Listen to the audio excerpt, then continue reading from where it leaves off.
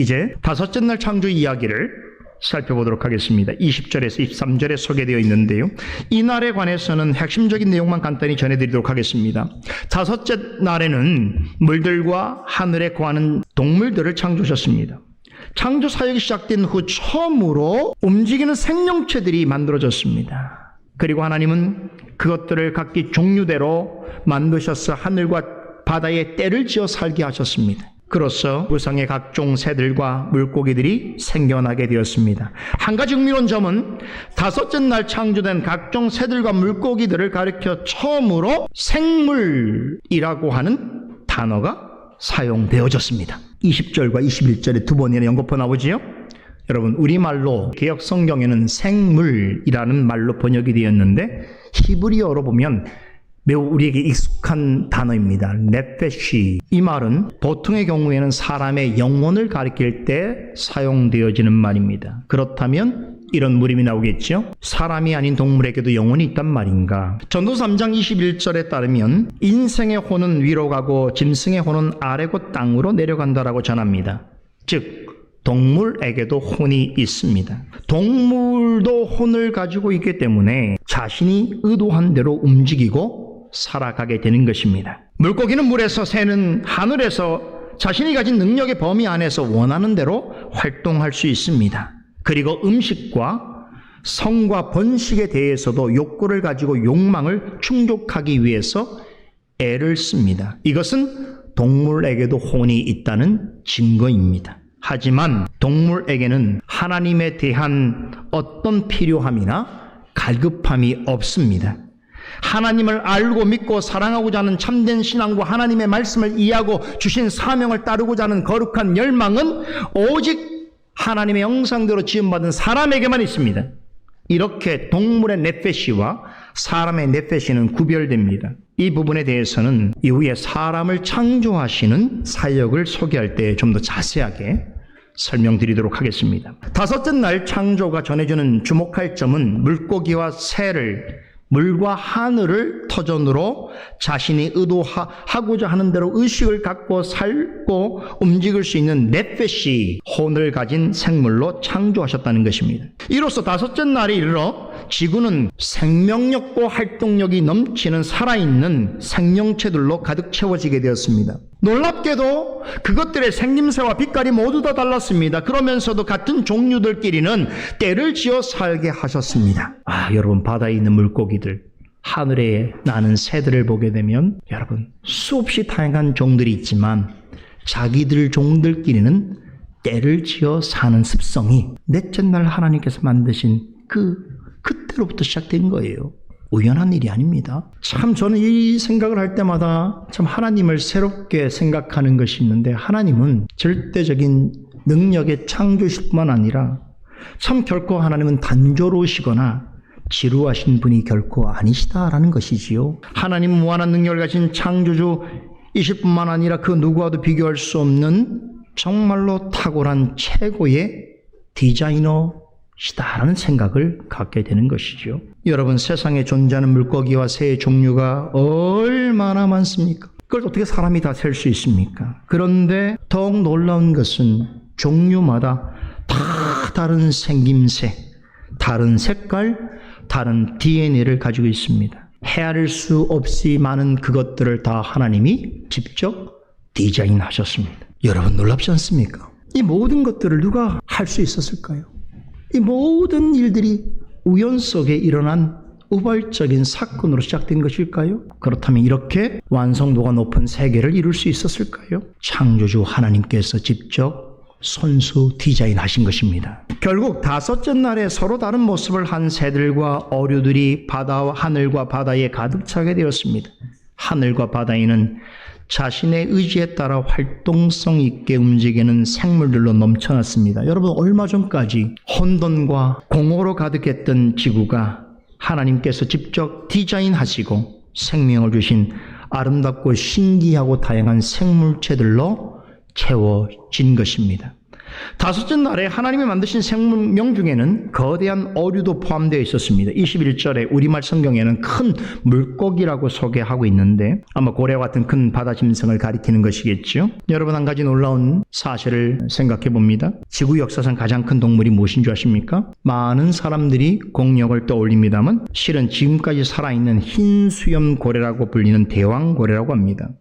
몸 길이가 무려 24m에서 31m 정도 되고 몸무게는 180톤에 이른다고 합니다. 여러분, 도대체 이런 거대한 생명체를 누가 만들 수 있겠는가? 그리고 그 생명을 어떻게 유지시킬 수 있겠는가? 이것은 창조주 하나님만이 하실 수 있는 일입니다. 다섯째 날 창조하신 생물들에는 특별히 지구상의 가장 큰 생명체가 바다에 있었다는 사실을 밝혀주고 있습니다. 하나님의 전능하신 창조 능력이 얼마나 크고 위대한가를 증거하기 위해서입니다. 사람보다 수백 배의 큰 몸짓을 가졌으면서도 바다를 자유롭게 움직여 다닐 수 있는 거대한 짐승조차도 하나님에 의해서 창조되었고 또한 하나님의 통치 아래 있으며 그러므로 하나님께 의존할 수밖에 없는 존재라는 사실을 말해주고 있습니다. 왜 그렇습니까? 그것은 하나님의 창조주 하나님께서 만드신 것이기 때문입니다. 그럼에도 오래전부터 사람들은 지상에 있는 유난히 크고 힘센 짐승들을 신성한 괴물이나 신적 존재로 취급하여 숭배하는 문화와 전통을 가지고 있습니다. 모세가 기록한 다섯째 날 하나님의 창조 기사는 이러한 이교 신화에 대한 개념과 우상 숭배를 전적으로 배격합니다. 앞서 넷째 날에 하늘과 해와 달과 별들을 섬기는 자들처럼 하나님이 만드신 생물들을 신적 존재로 대하는 것은, 섬기는 것은 대단히 어리석고 죄악된 행위라는 것을 이 큰 물고기를 언급하는 내용을 통하여 우회적으로 지적하고 있습니다. 아무튼 다섯째 날에 와서 지구상에 생명의 폭발이 일어났습니다. 그렇게 된 이유를 22절은 이렇게 설명합니다. 하나님이 그들에게 복을 주어 가라사대 생육하고 번성하여 여러 바다물에 충만하라. 새들도 땅에 번성하라고 하셨기 때문입니다. 유일간의 창조 사건 중에서 처음으로 하나님께서 피조물을 향해서 축복의 말씀을 하셨습니다. 바다의 물고기들과 하늘의 새들을 향해서 생육하고 번성하라고 하셨습니다. 이 말씀은 다섯째 날에 지으신 짐승들에게 주신 생명이 의미하는 바가 무엇인지를 알려줍니다. 짐승들에게 주신 생명은 영원한 것이 아닙니다. 시간이 지남에 따라 소모되는 것이고 끝내 죽음을 맞게 될 한시적인 것입니다. 그럼에도 하나님은 바다와 하늘의 환경에서 대대로 살아남을 수 있도록 그 일을 위해서 생육하고 번성할 수 있도록 복을 주셨습니다. 하나님의 명령 덕분에 바다와 하늘을 거처로 삼고 있는 짐승들에게 있어서 가장 중요한 일이 생육과 번식이 되어진 것입니다. 이것은 굳이 그들에게 가르쳐주지 않아도 새와 어류들에게 있어서 가장 중요한 것, 그것은 생육과 번식입니다. 생육과 번식을 위해서 각종 종류대로 때를 이루고 사는 것이고 먹이가 많고 안전한 영역을 찾아서 이동하는 것이며 생존하기 위하여 다른 생명체들과 협력하고 교류하는 것입니다. 그러는 동안 지구의 하늘과 바다에는 날고 헤엄치는 생명체들이 넘치도록 많아졌습니다. 물고기와 새들이 태초부터 지금까지 사라지지 않고 계속해서 증가하게 된 것은 다섯째 날에 하나님께서 그들에게 복을 주신 결과입니다. 오늘날에도 사람들은 다섯째 날에 만드신 짐승들에게 복 주신 그 열매를 받아 누리고 있습니다. 우리가 지금도 바다에서 나는 수많은 물고기를 먹고 하늘을 날아다니는 새들을 즐거이 바라보며 또 새 종류의 가축들을 먹을 수 있는 것은 다섯째 날에 하나님께서 그들을 향하여 행하신 축복, 그 축복의 경험에 우리가 참여하고 있다고 하는 증거인 것입니다. 하나님께서 바다의 물고기를 생육하게 번성하도록 하신 보다 실제적인 이유가 있습니다. 이후에 사람들의 먹이로, 양식으로 삼게 하실 계획을 가지고 계셨기 때문입니다. 하나님은 바다를 사람들을 위한 음식 창고가 되게 하셨습니다. 그뿐만 아니라 하늘의 새들과 날짐승들도 번성하게 하셨습니다. 그것들로 하늘을 아름답게 수놓게 하시고 사람들로 하여금 그것들의 독특한 생김새와 또 그것들이 내는 소리로 무료함을 달랠 수 있게 해주셨습니다. 나아가 더 중요한 것은 이후에 하나님께 제사 드릴 때에 제물로 사용할 수 있도록 하셨습니다.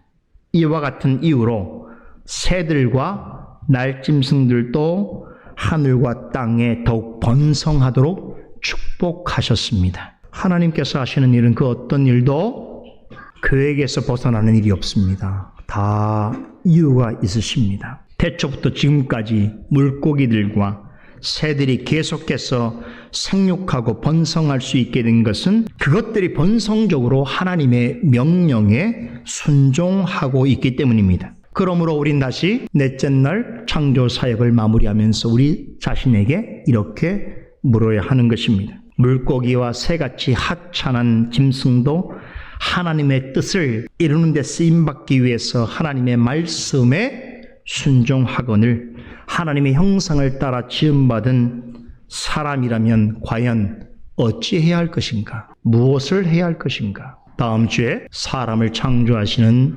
이야기를 전하는 여섯째 날의 창조 기사를 통해서 자세히 하나님의 말씀을 들어보도록 하겠습니다. 기도하겠습니다.